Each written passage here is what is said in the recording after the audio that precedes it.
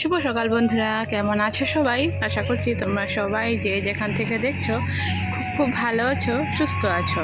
আমি আসামের ছোট্ট একটি গ্রাম থেকে পূজা। তোমাদের সকলকে আমার ব্লগ চ্যানেলে অনেক অনেক স্বাগত আর অনেক অনেক ভালোবাসা জানাই। সকাল সকাল কিন্তু বোনদেরকে নিয়ে রাস্তা হাঁটতে চলে এসেছি। তো দেখো, রাস্তা হাঁটা কিন্তু হয়ে গেছে আমাদের।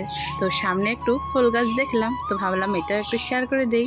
আর এই ফুলগুলোকে না আমরা পেঁয়াজের ফুল বলে থাকি। তো দেখো, বোন তো আগে থেকে চলে যাচ্ছে আর আমি যে পেছন পেছন একটুখানি ভিডিও করে দিচ্ছি। আর সকালের পরিবেশটা না খুবই সুন্দর হয়, কি সুন্দর পাখির ডাক, চারিদিকে একটু ঠান্ডা ঠান্ডা। তো দেখো, বাড়ি এসে কিন্তু হাত মুখ ধুয়ে নিয়ে চাটা খাওয়ার পরে অনেকটা রোদ উঠে গেছে। তো অনেক দিন হলো পুঁই শাক খাওয়া হচ্ছিল না। তো মাকে বললাম আজকে কিন্তু পুঁই শাকের চচ্চড়ি খাবো। আর আমাদের গ্রামের বাড়িতে এবার না পুঁই শাকই হয়নি, মানে গেড়েছিলাম কিন্তু না, গাছগুলো বৃষ্টির জন্য মরে গেছে। তো বাড়িতে এবার মানে আমাদের পাশের বাড়ি, তো সেখানে না অনেক কয়টা পুঁই শাক হয়েছে। আর এই পুঁই শাকগুলো সবুজ সবুজ, তো আর মোটা মোটাও ছিল। তো দেখো, ওই পাশের বাড়ি ঠাকুমাদের বাড়ি থেকে আমি কয়েকটা পুঁই শাকের ডগা কেটে নিচ্ছি।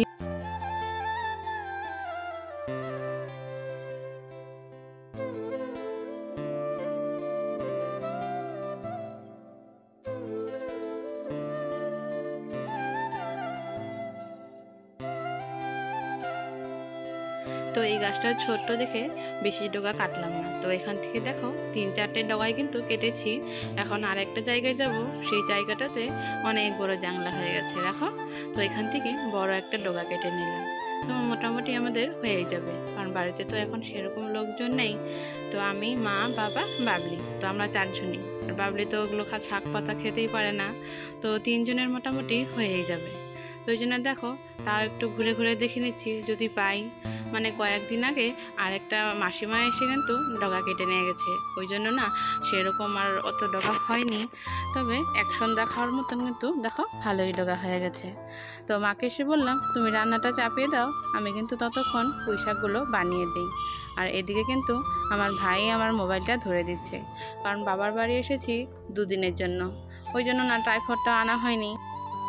আর হ্যাঁ বন্ধুরা, যারা যারা এই পর্যন্ত আমার চ্যানেলে নতুন বন্ধু হয়ে আছো, তাদেরকে একান্তই অনুরোধ ভিডিওটা ভালো লাগলে লাইক করে বন্ধু হয়ে যাওয়ার জন্য।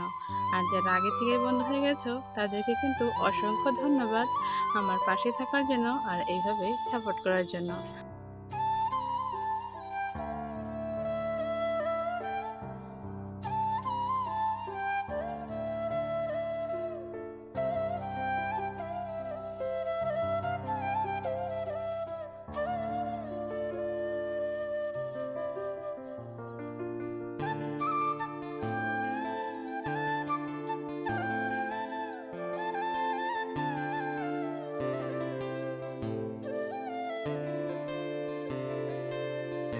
তোমার পুঁই শাক বানানো শেষ হয়ে গেলে আমি কিন্তু ঘুরতে এসেছি ওই কাকাদের বাড়িতে।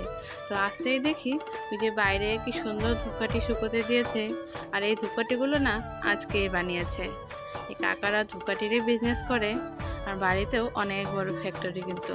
তো দেখো, এই যে একটা মানে ধূপকাঠি শুকোতে দেওয়ার জন্য একটা লোহার টুলের মতো বানিয়েছে, সেখানে কিন্তু সব ধূপকাঠিগুলো ভালো করে শুকোতে দিয়েছে। আর এখানে যে অনেক লোকজন কাজ করে, তো দেখো অনেক রকমেরই মেশিন। আর আমরা ছোট থেকে কিন্তু দেখতাম এই কাকা ধূপকাঠিরই বিজনেস করতো। তখন কিন্তু এত মেশিন যন্ত্রপাতি ছিল না, আস্তে আস্তে কিন্তু এখন সব কিছুই করে নিয়েছে।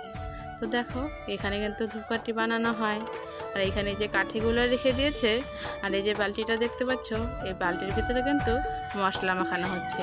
এই মশলাগুলো এই ধূপকাঠির ভিতরে ঢুকে আপনা আপনি কিন্তু এই দিক দিয়ে ধূপকাঠিগুলো বেরিয়ে পড়ে, তারপরে এগুলো শুকোতে দেয়।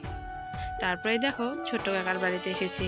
তো এখানে বলে যে মহিলার যে গাছগুলো দেয়, তো সেই গাছগুলো নিয়ে ফটো তুলতে হবে। তো দেখো, মাও কিন্তু এখানে গাছগুলো নেওয়ার জন্য এসেছে।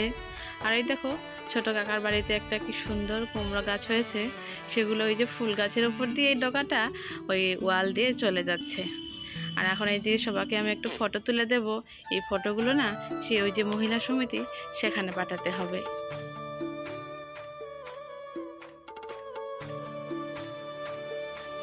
আর এই যে দেখতে পাচ্ছ, এটা কিন্তু একটা মানি প্ল্যান্টের গাছ।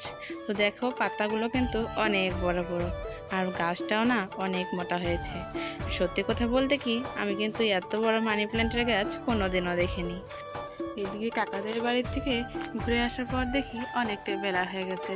আর এক জায়গায় গেলে এক কথা দুই কথায় কিন্তু অনেকটাই দেরি হয়ে যায়।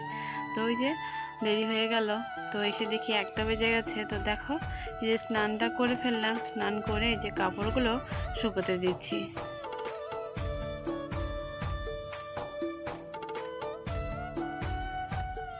তো এইদিকে কাপড়গুলো শুকোতে দিতে দিতেই মার কিন্তু ভাত বাড়া হয়ে গেছে।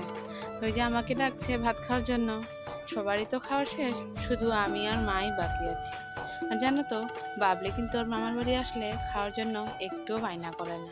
আর অথচ বাড়িতে এটা দিয়ে খাবো না, ওইটা দিয়ে খাবো না, মানে সারাদিন ওর বায়নাই থাকে।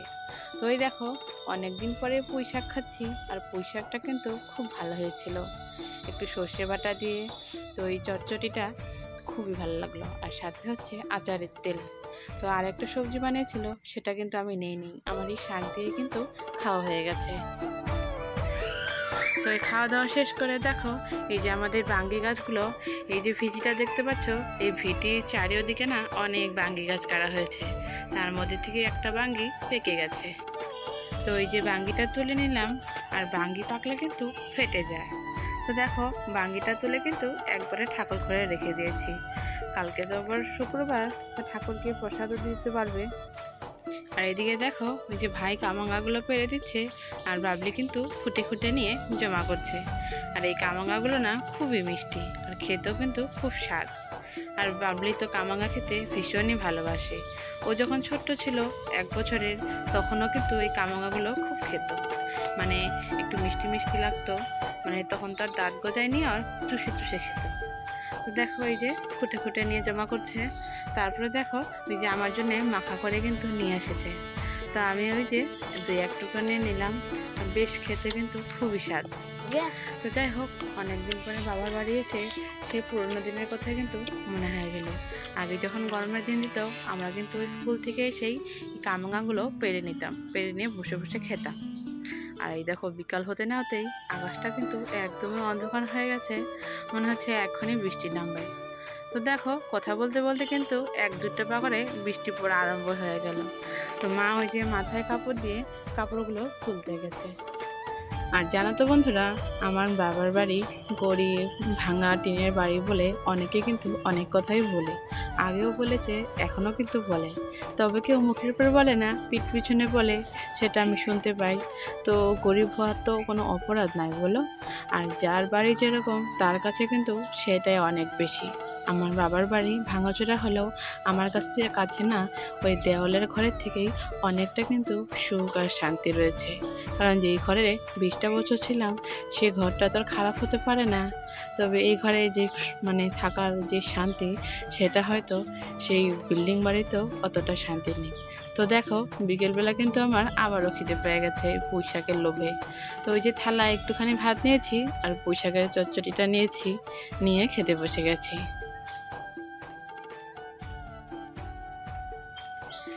আর এদিকে তোমাদের দাদা ভাই বাবাধাম যাওয়ার পর সেখানকার কিছু দৃশ্য আমাকে ভিডিও করে পাঠিয়েছে। আর দেখো, অনেকেই কিন্তু লোকজন, আর খুবই ভিড় হয়। তবে কোনোদিন যাওয়া হয়নি, কিন্তু অনেক ইচ্ছে যাওয়ার। তো দেখি কবে যেতে পারি। তো যাই হোক বন্ধুরা, আজকের মতন ব্লগটা কিন্তু এখানে শেষ করছি। ভালো লাগলে লাইক কমেন্ট শেয়ার করে দিও, আর চ্যানেলে নতুন বন্ধু হয়ে থাকলে চ্যানেলটা কিন্তু অবশ্যই সাবস্ক্রাইব করে দিও। আজকের মতন বিদায় নিচ্ছি, আবারও দেখা হচ্ছে নতুন একটা ব্লগ নিয়ে।